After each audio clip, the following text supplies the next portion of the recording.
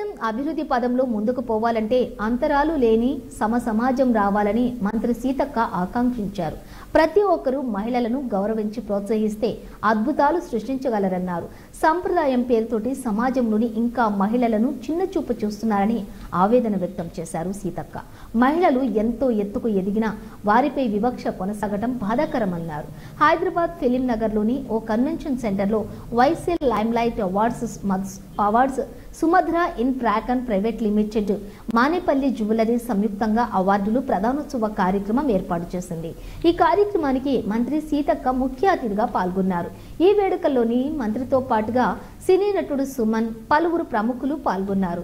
ఈ సందర్భంగా ఆయా రంగాల్లో రాణిస్తున్న పలువురు మహిళా మణులను కూడా వైసెల్ లైమ్లైట్ అవార్డ్స్ ఫర్ ఉమెన్ తోటి ఘనంగా సత్కరించారు. మహిళలను గౌరవించి సత్కరించడం చాలా సంతోషంగా ఉందని సీతక్క హర్షం వ్యక్తం చేశారు. ఈ సందర్భంగా ప్రదర్శించిన ఫ్యాషన్ షో ఆకట్టుకుంది. అతిథిగా పాల్గొన్న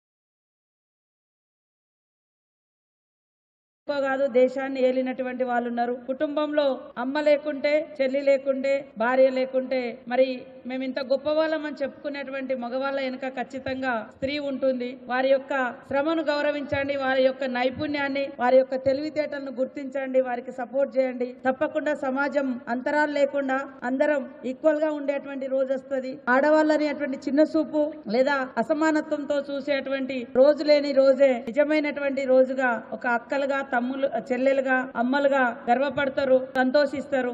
ఇక్కడటువంటి మా సోదరులకు అందరికి కూడా చెల్లెలను, అక్కలను, తల్లులను, భార్యలను గౌరవించండి.